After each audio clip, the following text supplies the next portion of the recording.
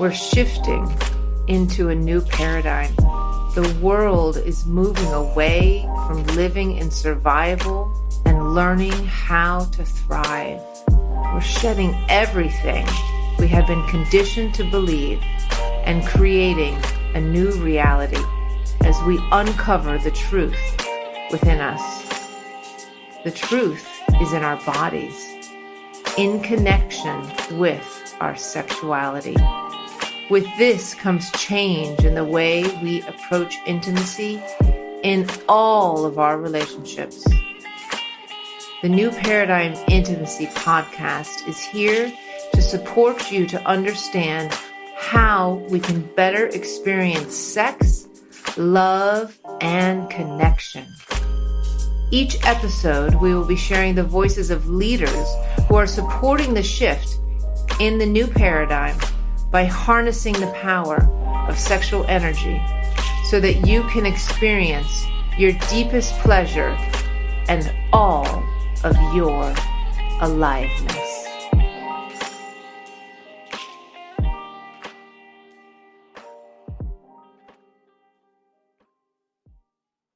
Hello and welcome. My name is Dr. Elizabeth Willis. I am the host of the Institute New Paradigm Intimacy podcast and the director of the Sexuality School. And we are on episode 3 of the Self-Pleasure Education series in our podcast series. And today I have Matt Bruce, who I had the great pleasure and honor of meeting for round 3 at the Institute when we were both students journeying back, I think approximately around 4 years ago. And Matt has not only been a graduate of the Institute New Paradigm Intimacy, he has been a facilitator as well as a co-facilitator, a guest facilitator at our upcoming round 14. And he has been weaving magic with men, and I will let him introduce himself. Thank you so much, Matt, for coming. Amazing. Thank you, audience. Thank you for having me. I'm going to call you Doc in this podcast, if that's all right. Thanks for having me, Doc.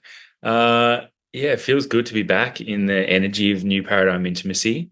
I feel like, I've been doing a lot of work on myself over a number of years. For the audience out there, I'm actually a veteran, so I spent 10 years in the military, time in the Special Forces, deployed overseas in Afghanistan, and I was a mess when I got home. My mind was a mess, my heart was a mess, and my sex was a mess as well too, and we can kind of get into the details of that in the podcast. But I'm just so grateful for New Paradigm Intimacy and people creating safe, new, modern spaces for people to be able to explore their own body, their own sexuality, and also very, very grateful for other brave humans like yourself that were investing in their own personal development, their own sexual development, and being able to, go with me on that journey. And, it's the classmates and the connections and the interweavings of everyone's personalities that makes the New Paradigm Intimacy so much fun and so healing. So thank you. Oh yeah, great. It does. And I remember for me, it was my first stepping into meeting people. First of all, it was around the world because you were located in Australia at the time and I was here in Miami. And we had people from Canada and from Europe, and other people from the United States and Australia. So stepping into that community of people who were curious about, discovering their sexuality, curious around sexuality development, ready to have these difficult and challenging conversations, ready to face the shame and to speak about the shame. And it was such a powerful interweaving during that experience. I totally agree. And powerful. I remember, just how much alchemy or just how much transition I went through in my own self, in my own being in that school was, nothing short of amazing. And I think, our teacher at the time, Victoria Redbard, the founder of New Paradigm, she used to say that doing sexuality was kind of like the final frontier in self-development or the final dragon or something she used to call it. And I can kind of really relate, like, once we really anchored into the deeper parts of our body, the deeper parts of our sex, we're really here in this reality. A lot of the distortions and a lot of the tricks of the ego can kind of like really fall away when we kind of really work through that last bit. So, I can kind of see it still. I'm in Ubud currently in Bali, and I can still see parts of people's spirituality where it's like just so much out of their body. And I know that, if they would do that work and just land into that deeper part of their sex, into their being, that, so much of that kind of unconscious spirituality processing that's happened can still happen, and it can still be our superpower and our gift, but it can kind of be more of a conscious choice and become more integrated. Yeah. For sure, for sure. And that was exactly what the experience was for me, as far as sexuality being like the final frontier, because I had done talk therapy. I had had major life events that had, brought me to the cusp of like, what's happening in my life? What is my soul's purpose? What am I here to do? And I had been meditating I started doing transcendental meditation when I was like 22 years old. So I'd been meditating forever. So I was in that realm, but yet had never studied sexuality. And I remember signing up, and I was like, I have no fucking idea what I'm doing, why I'm doing this, but this is like, it's a force greater than me that just, kept going to, pay the amount and to show up. And I was like, fuck yes, I'm here for all of this. And it really was you talk about, I want to speak about your articles that you've been writing about. And you speak about, in one of the articles, around like the disconnection, right, from our eros and from our sexuality. And you're speaking about it now, like in spirituality, how there's just this focus on the upper three chakras, and we're not grounded in our sex. We're not grounded in the base chakras. It's almost like we just want to skip through. And it's all about this ascension process. And it's a missing piece of the integration, because the sexuality, it moves through everything. The eros, it moves through everything in life. And so without, integrating those pieces, there is a big piece missing. And in your article, you talk about how that leads to, as far as immune system health and overall mental health and things like that, which I thought was so fascinating. Yeah, I feel personally, that I feel like there's kind of two journeys out there. There's the higher chakra journey, and then there's one that's kind of like the lower chakra journey, and you can kind of be stuck in one or the other. And then that's what creates these like attractions or duality within the spiritual healing as well too. And yeah, it's just common sense. Like, you don't have to really listen to my word to know that it's truth, that as a male, if you just keep ejaculating constantly to a computer screen, that ultimately you're going to burn your health out. It's pretty simple. Our ejaculation is there to give life, to actually have the capacity to birth a child.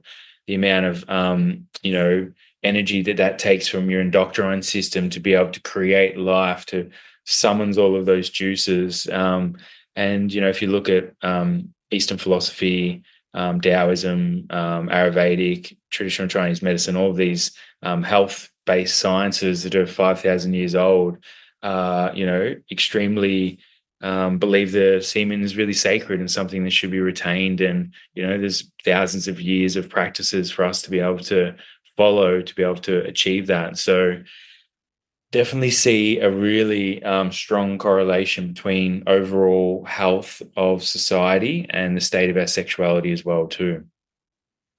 Right. And it's interesting because before we were talking about some other pieces around health, and it brings in this understanding of like eating healthy and getting enough sleep and doing these things that support your nervous system, right? Is like, that's the baseline. And there's more to that, right? There's the increasing the capacity of the nervous system and the ability to feel the sensations in your body, to bring awareness to holding those sensations in your body so that you can move through the intense sensations of stress in a conscious way, right? Instead of completely and always going, to the sympathetic or the parasympathetic response, which is needed and fully, okay. It's not that there's a wrong or right response, but it's just your ability to hold that awareness. And so it begins with food, it begins with diet, it begins with these, good quality habits, but then there's so much more that, sexuality brings into the health. Yeah, I totally agree. And I just want to kind of speak into the spoke that you talk about, or speak into the piece around the sympathetic nervous system and the parasympathetic nervous system. I think there's some great hacks out there that exist these days for men. So let's talk about porn. Like that's what this Substack article is about. Men watching porn, the amount of money that the media is shoving in our face that all of the adult content creators are creating these days. It's quite well known that a lot of people are making a lot of money off OnlyFans, etc. And that's showing you the state of how many people are consuming that level of content. So not only do we have porn, we have OnlyFans, which is personalized, nearly manipulation. Let's say that OnlyFans content creators are in a form of the dark feminine, manipulating men to get them to consume their content with breadcrumbing them with enough interaction to keep them in their subscription list. So, it's challenging times for men to be able to, retain that energy within their body. And then they can become addicted to this sympathetic nervous system response. They're so elevated in the sympathetic nervous system to avoid the emotional layers within inside of themselves. And, how do they move through that? And there's actually some ways that they can do it. It's actually, there is a path through there, but, there needs to be a level of desire, there needs to be a level of will, and there needs to be a level of commitment to self to be able to move through that. What was the name of that Substack article? Can you just speak to those? So we can... Yeah. So if you look at Mathew Bruce on Substack, probably the only Mathew Bruce on there, I'd say at the moment. And I've written 3 articles, one on the global state of men's sexuality, one on just sexual dysfunction and how that can kind of move through the body and the nervous system. And then another one around sexual dysfunction being born in the heart. So speaking into the piece around, our initial wounding in the heart is kind of where the dysregulation comes from in the central nervous system. So you imagine your heart is very sensitive and it's kind of like the emperor of the body. That's what the traditional Chinese medicine believe. The heart is the emperor and you really want to protect the emperor. So all the other organs get these cool names, but the heart gets the emperor. So the heart is so very special. And in traditional Chinese medicine, they believe that the heart and the mind are actually one. So we don't want to fight our mind or get rid of our mind. We want to integrate our mind into our heart. So the heart and the mind are like besties. And then the mind is always there for the heart. And the mind is always just looking out for the heart to protect it. And when we go through some kind of life experience where the mind steps up to take control of the will, so then the mind is kind of in charge and the heart kind of subsides, then in that level of sensitivity, we've kind of like changed our inner anatomy. And in that inner anatomy, there's kind of different processes that can happen. There's kind of like different postures that can happen to protect the heart, or the neck can move. So we can have like different meridians start up, etc. And in that, when we change the nature of who we are and how the energy flows within our body, automatically our sex is going to change as well. Because, if our heart and our sex aren't in alignment, if our actual physical anatomy isn't in alignment as well too, then the energy is going to become dysfunctional.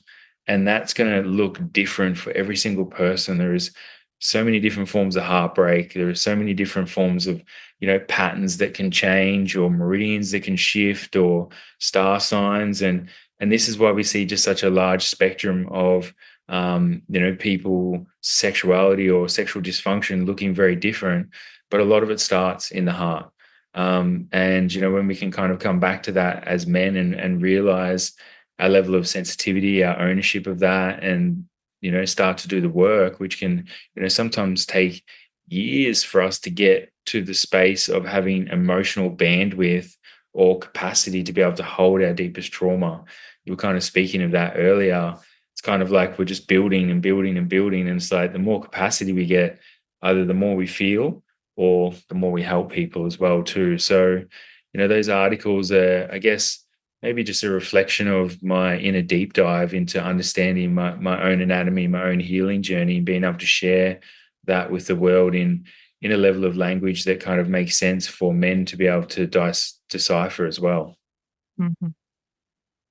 I haven't read that article, the one with the heart, but that sounds, beautiful. A few years ago, I went to a Joe Dispenza retreat, and he was just coming out with his heart and brain coherence meditation. And it's a big piece that he was, sharing. And that brings me to what you were talking about with the heart and the brain. Yeah. And the mind. Totally. In traditional Chinese medicine, they believe that there is a kind of like a cartilage around the heart, a sac. It's called the pericardium. And they reckon that the pericardium is kind of what controls the vagal tone. And the pericardium is actually buddied with the triple burner. So these two meridians that are like the gatekeepers of the heart that we've known about for thousands of years that science still hasn't really caught up with. There's even more intelligence that exists in traditional Chinese medicine, then basically creates our oxytocin. So triple burner regulates the thymus gland. The thymus gland creates love for us, turns it on and off, or produces it, or tells us that person's we should be afraid of them or we should love them. And that particular gland within the brain is kind of what is secreting our juices. And how we influence that is through the pericardium. So when we're doing self-touch, self-pleasure modalities, we're consciously choosing to change the state of our body. We're consciously choosing to change the state of our pericardium, which can influence our hypothalamus gland within our brain. And, as Joe Dispenza would say, is get high on our own supply. And we're literally just changing our, endocrine system, our anatomy within inside of ourselves through using conscious tools to come back into the body and create our own safety. And that practice, the self-pleasure practice of connecting the heart to the sex, when I remember it was one of the first practices that we started with when we were in the Institute in round 3. And it is one of the practices that we have now. And I remember with my first experience and doing that practice, I was in the space of like, do I even have a heart? Like, I can't even feel it. Like, is it here? And so I just remembered that experience so clearly because my ego came on and it was like, what are you doing? There's like this onslaught of like, what are you doing? What do you think you're doing? Why did you spend all this money? Blah, blah, blah. Like, do you even have a heart? This is ridiculous. You should stop the timer. What do you like? It was just like, and I was like, I had the awareness at the time to be like, okay, wow, like this is really interesting. Like this is what's happening right now. And it's a slow process. And through the use of intentional touch, you change the formation and the cellular structure of your body. Yeah, I can really relate to your experience, and had something quite similar. And I'd love to gift the audience with some of my wisdom that I teach is a tool called resourceful language. So I feel like when we're going into our self-pleasure practice, it can become so overwhelming at the start that we actually need like a resource to help us drop in and keep safe. And, ultimately the music is a resource. It's pulling us more into presence. The incense, if we're lit some, is, a resource that's helping us presence. It's activating more senses, etc. The touch is doing the same as well. But we really need that mind, our internal mind, to come back to the heart so they can like sync with ourselves. And when our mind is kind of, screaming at us saying, you don't have a heart, we know that that's not true. And, there's this beautiful technique of resourceful language where we can actually recruit the mind to be a resource for ourselves in these practices. And we actually want to keep the mind chatter up and keep it positive and actually reinforce the safety for ourselves into the practice till the mind can disarm. And, I'm a huge advocate for actually, creating safety for the mind as you're descending into the body with positive language, with resourceful language, to the point where the mind can actually disarm. And then there's like the full presence of the somatic sensation. And often, like the full descent into this kind of place of embodiment without labels, without objective state of minds, is kind of hard to get to. But if we actually start to like work on the relationship of the mind when we're descending into the body, it makes it a lot easier. And, for a lot of people that have anxious attachment style or avoidant attachment style, this technique is actually super necessary for us to be able to create our own safety. And it's also part of it. We're creating safety through touch, but we're creating safety through our inner dialogue and the way we talk to ourselves as well. Absolutely. That's brilliant. I love that. Thanks for sharing those pieces. Yeah. You can put that in the school curriculum. Yeah, I will. Yeah. We're having Yeah. a self-pleasure challenge coming up, a men's and a women's 10-day self-pleasure challenge. And I'm going to put that right in there. Amazing. Yeah. Resourceful language is what it is. And it can take multiple shapes as well, too. So, sometimes resourceful language might look like the dad calling you into accountability because you haven't done your practice and you need to have a resourceful conversation with yourself so you can like show up. Or it could be the positive cheerleader after the practice where, trying to build positive reinforcement that, hey, you've done your practice, you felt like you didn't have a heart, but good on you for like leaning in and showing up. And, there's so many different conversations that we didn't receive as children or as young adults. And then we can actually show up for ourselves in all of those different formats through conversation, through the layers of seeing and meeting our own needs through resourceful language. Yeah. Beautiful. Resourceful language. Yeah. Great. I would love to speak into the pieces around what how oxytocin plays out in anxious and avoidant attachment style. Are you Yeah, keen that's for me correct. on that for a little bit? Mhm. So they believe in modern science now that oxytocin is not just like love; it's actually love and fear. So the same chemical that's released within the nervous system is like, let's use American politics, for example.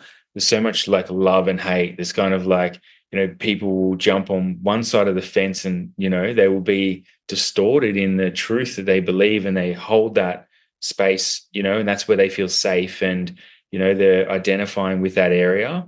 And then on the other side, they have like this strong like reaction to fear. And they're basically saying that oxytocin is the love and fear response. So even in your community, if something outrageous happens in your community, say to a young mother or something tragic happens, the same emotions that are drawing the empathy and the compassion for the person that's been through these circumstances is the same mechanism that's releasing the fear or the hate to the person that actually was the perpetrator. And they're basically really correlated. And what we've thought as a community, as a civilization for a number of years now is oxytocin is the drug of love, but it's actually love and hate, love and fear. And we know that these kind of things exist side by side. So, really what oxytocin is kind of like a hormone that's released in the blood during like childbirth to kind of go through a number of processes. So generating calcium in the breasts and contractions within the womb to help the child be born. But also it's like, a bonding hormone as well too, where we can kind of feel these levels of sensation and love and connection. But it really has a lot to do with how regulated our nervous system is. And this is where the kind of like push-pull dynamic comes in relating of being anxious or being avoidant. It's really, oxytocin that's driving these like you know, love bombing or, these kind of like aspects of strong polarity in relationship. But it's the nervous system that actually kind of tells the oxytocin what to do. So it's kind of like, your permission and your way out of, anxious or avoiding attachment is just through healing your nervous system. And when the oxytocin gets released into a safe body, into a safe nervous system, then the oxytocin can actually bond in healthy ways, or you can create healthy new patterns and move through these layers of connection through having a regulated nervous system. And it's like, if your nervous system is unregulated, you're going to release oxytocin, but it's more than likely going to present itself as a red flag on a dating app. And you're going to close up from this guy and run away because it's actually more of an indication of your nervous system. And if your inability to be able to, have your own needs, express yourself, communicate, and bond in a healthy way says more about your nervous system versus the state of the dating pool. Yeah. Amazing. Rant over. Sorry, you can see I'm like, I've been holding that wisdom for quite some time, and I'm like, boom, like, take that, audience.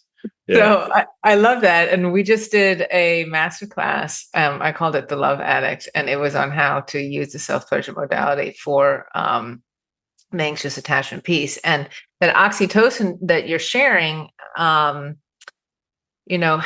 it being it was defined, it's fear and love. Is that what you said? Fear, right? Fear and love. Fear and love, fear and hate. Yeah. Fear. Okay. So, well, the fear and love piece reminds me of, understanding from the anxious attachment from more of like a psychological perspective, where it's the feeling of like, as an infant, the connection was made, you have your signal cry, the caregiver comes, the connection is made, and you're in that like that depth of making that connection, and probably like that oxytocin is being released, and then something happens and you're dropped. And so as an adult, when that comes out, it is because when you do start to have that relationship and you do have that anxious attachment wound activated, it's very much loving so much, love bombing, and it's driven by fear, because it's the fear of being left, it's the fear of being dropped, it's the fear of abandonment. So that makes like totally perfect. Yeah. And also, if you go like a layer deeper, you'll see that a lot of those anxious and avoidant attachment styles are actually motor patterns within the body. So we have the starter response, which is like shoulders up, and then we have the Moro reflex, which is the back of the heart closing off. And they've actually made those associations within babies that when the primary caregiver or the mother left the child, basically the actual body of the children respond in one or two ways. This is the anxious attachment style. And then when the mum comes back into the room, the starter response baby follows the mum around anxiously. And then on the other side, the Moro reflex becomes avoidant and looks up at the mum and then just kind of like pays her off, looks the other way. And you can see this happen in children. And, the starter response is, in the upper shoulders.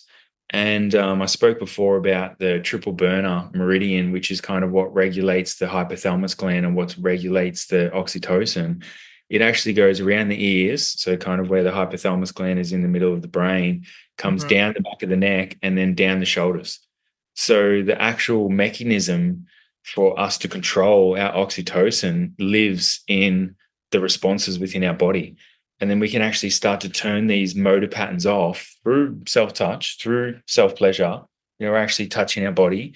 And as we turn off this motor response within the upper shoulders, the starter response, then our oxytocin can flow freely. If we're actually stuck on like this and have this motor pattern stuck on from childhood, or holding large amounts of tension in our physical body, then we're not going to be able to actually really regulate from the top down. And it's kind of like the bottom up messaging of us feeling safe in our body allows us to send the top down messaging as well too. Mm-hmm. Fascinating. Hey. I think it's fascinating. Yes. Yes. So let's shift a little bit, because we spoke a little bit about sexual dysfunction. And for those who are listening, I was wondering if we can go back and kind of define sexual dysfunction. We spoke in regards to health and immune system health, but I want to go back and poke at that a little bit. I would say sexual dysfunction is kind of any kind of repetitive sexual act that is kind of like against your will, that you have a level of shame or guilt about, that is kind of on a repeat. Mm. There we go. How's that sound? Yeah, that sounds good. Can you give some examples for the audience? I'd say that maybe your partner is aware that you have a porn problem, and that you're had made commitments with inside of your relationship to change. Hmm. You're still using porn. You're hiding it and you're lying, and then maybe even on the far right side of it, you're lying to your partner. You're gaslighting her. You're saying that you're not using porn when you are, Hmm. and then she's kind of approached you because she's found it in the web browser again, even though you said you weren't doing it, and then you're lying to her face that you're not using porn, Hmm. or you're bringing like a level of erectile dysfunction to the relationship. You're not able to get hard or feel kind of fulfilled in sexuality, and then your partner's starting to internalize that, so your partner thinks that it's her, and that really you're in a huge level of porn addiction or using porn, etc.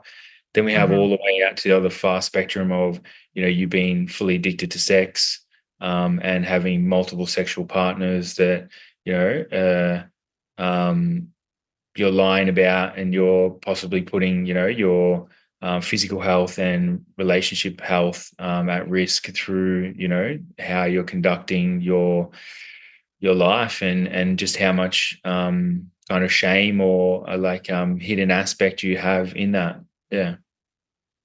How's that, for example? I think that's very, very comprehensive. Yeah, Yeah. I feel that.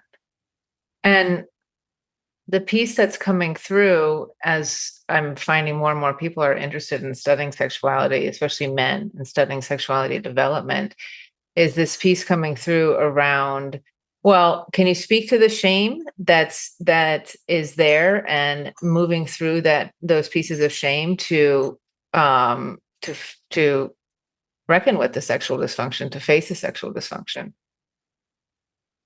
Yeah. I feel, you know, shame is probably often born more in the heart as well too. It's kind of like more of like a childhood piece, like the self-worth piece, or I'm not accepted for who I am was a really big kind of like childhood pattern for me. And in me not being accepted as a child, I'm not loved, and in me not being loved, I'm a bad human, then therefore shame. So to think that shame is related or like tied to intimately our sexuality is kind of not. It's more tied to our identity and our behaviors and our actions, which then we're tying shame to them like a continuation in adulthood. So the seed or the root of shame is not necessarily like living in the behaviors of our sexuality.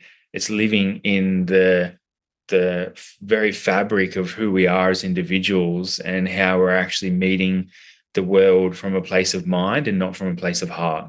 And that comes from those inner childhood patterns of when we're like, oh, and life just got too hard as a child, or, our father was aggressive one too many times, and we needed to shut down to protect the innocence of our heart.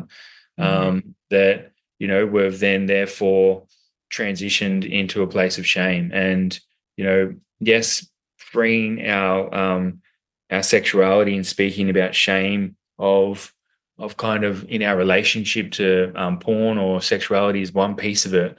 But it's not until I think we feel fully loved and safe and connected to ourselves and our own body, and then in relationship with another, where we can bond with another, and possibly the key bonding process within inside of ourselves or within another person, as being able to free ourselves from the inner core beliefs of us not being worthy of love or not being lovable. Yeah. Mhm.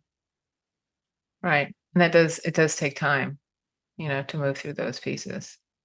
Yeah. Yeah. Or, let's think about the release or the big cry that kid wanted to have, that big uncontrollable cry that kids are really good at. And then all of a sudden we just turn that off one day as a young child. And then that's still in there, like, and us, most adults don't have the capacity to just let that out. Most men don't. And that's really what we're doing. We're just like in the self-development space, we're really just building capacity to be able to let ourselves cry uncontrollably, and to just let that free flow of whatever is kind of stuck in those timelines of our heart out. So our heart can just be like, oh, yes, like shine again, and, open, and, be free to remain open. And then it's kind of like really we're then kind of like training our capacity to keep that open in relationship, and keep that open in entrepreneurship, and keep that open when life gets tough, and repattern not just the nervous system, but repattern the overall relationship of our heart remaining open. Yeah. Yeah. And that's what's so beautiful about the self-pleasure modality, is that you have it as a tool and that you can continually go back to it. And that's, for me, that's a barometer. Like if I haven't cried, if I've been like going through the week and it's like fast paced, and I haven't cried in a week, I'm like, okay, it's time to self-pleasure again. Like I really need to dive into this, and I really need to move these pieces, and I need to cry. So it's a big barometer. Totally. I remember I probably went through a period, maybe a couple of years ago, where I was just crying at a drop of a hat. Hmm. I went and watched a dance troupe called Electica Hub, and they're kind of like a Melbourne-based embodiment dance group, and it was basically just a bunch of women on stage dancing. They kind of had like the embodied leaders who then initiated these young women, and they were doing like a dance. Um, and there was these musicians that were singing on stage at start, and they were two sisters, and they just lost their mum, and they were just like grieving through expressions, singing. It was like so touching, like, can still feel it in my body. And I just cried the whole performance nonstop, just like tears just like flowing out of me. And yeah, I'd say that my personal relationship with grief and the capacity to be able to access my heart has really shifted through the self-pleasure modality. And really, coming back into the body. The self-pleasure modality was a game changer for me to be able to change the neurological networks within my brain. It was kind of like the actual real answer to psychedelics. Psychedelics kind of gives you like a snapshot into being able to change the neural networks of your brain, and then self-pleasure modality is the actual work of how we obtain that and get there and stay there long term. Mhm. For Yeah. sure. Yeah. Big piece. Mm. So yeah, and bring it back again to the sexual dysfunction and the study of sexuality. I'm seeing so many more people that are coming forth with this, desire to understand more about their sexuality, this desire to, it's almost like there's like a recognition of, okay, I actually have the autonomy to shift this, right? As in regards to a sexual dysfunction. I feel like you were talking about in a relationship, perhaps, it could be the man or the woman who is having this dysfunction, or having the addiction, or having the affair, and it's coming into the relationship, and there's the gaslighting happening and the internalization happening. And it moves through those layers, and it takes those experiences, and then it takes the aha of, oh, and also how can I shift this for myself? How can I move this, and where am I contributing to this, and how can I take more control over my sexuality and understand more about what's moving through me, and how I'm moving in this experience. And I'm seeing more and more people that are stepping into that invitation and are recognizing, which is huge, not something that I recognized 4 years ago, because I just kind of plowed into it. But yeah, of like, okay, this is something that I can study. This is something that I can work with. So I find that very interesting. Totally. And, I guess probably what I would like to say to that piece is like, if your relationship is getting to a point where there's gaslighting going on and you're hiding, your porn usage, you need help.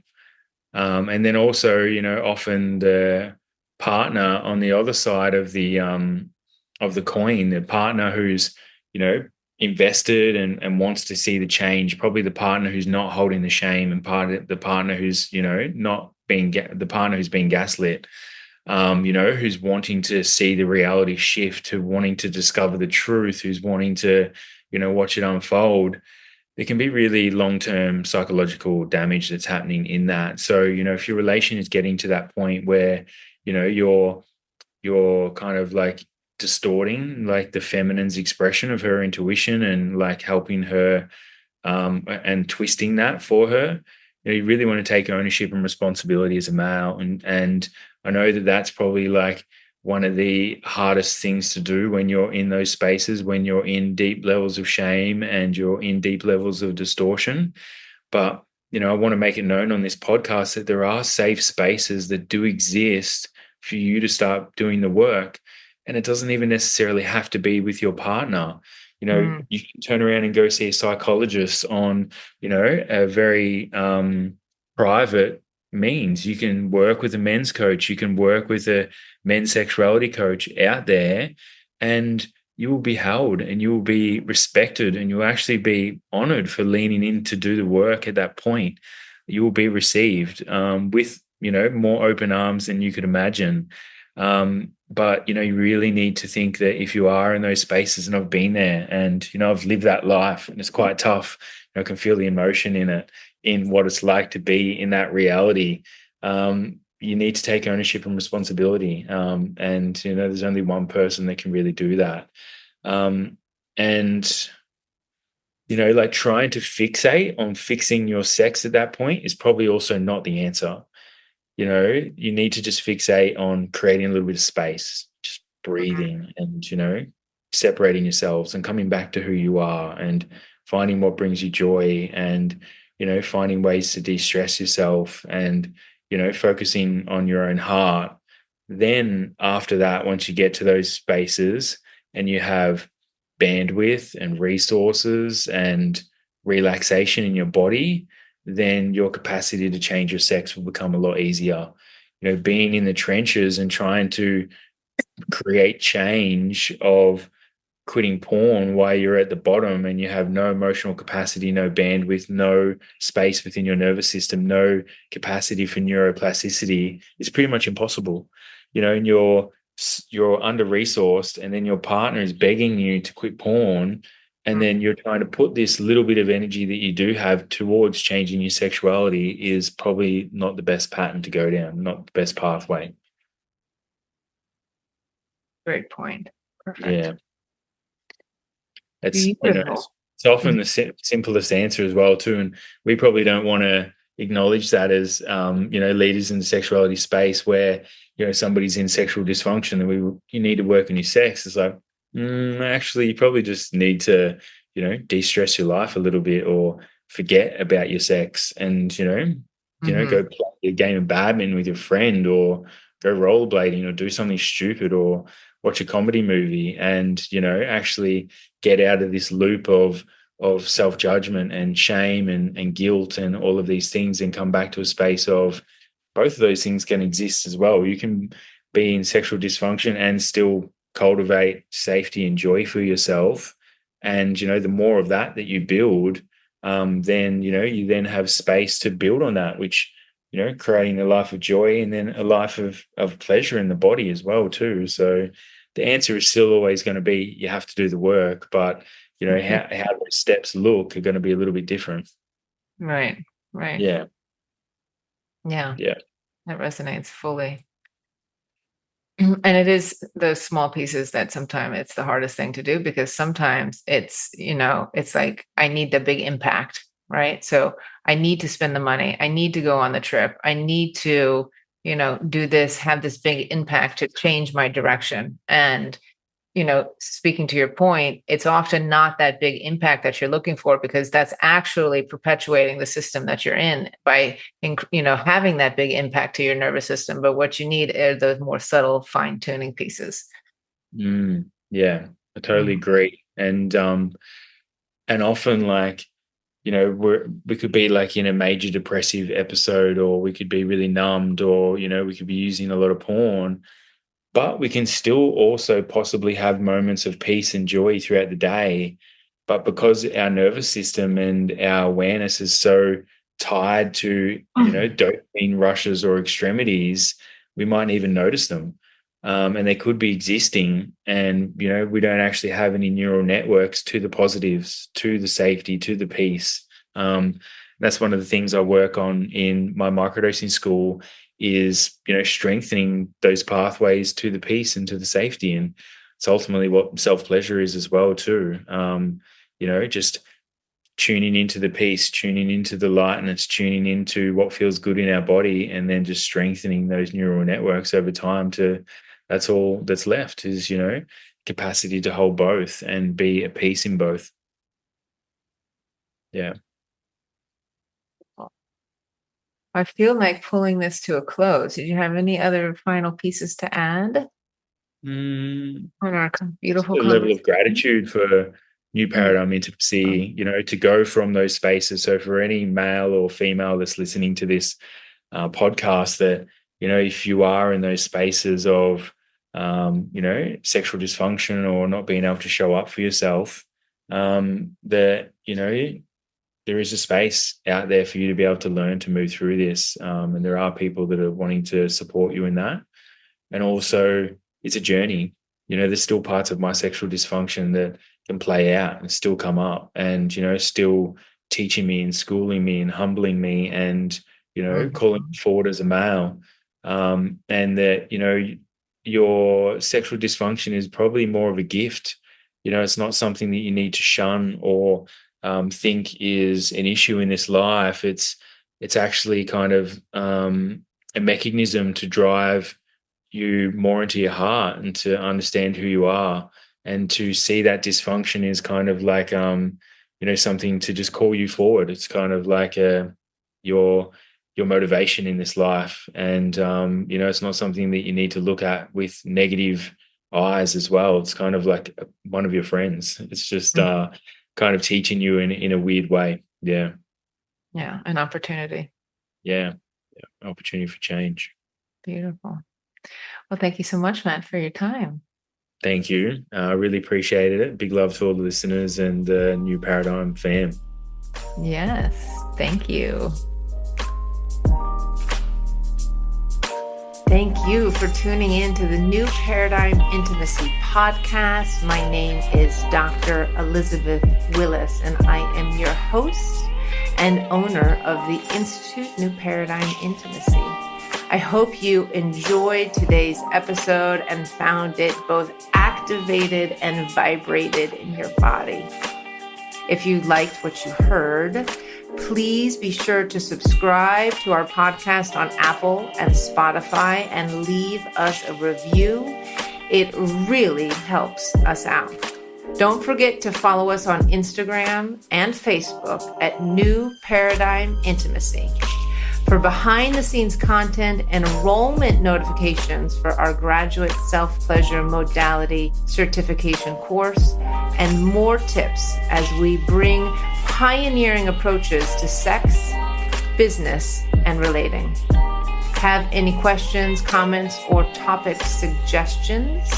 We'd love to hear from you. Drop a message on any of our social platforms. Until next time, keep exploring your edges in pleasure and leaning into what it means for you to be a part of the cutting edge of sexual evolution.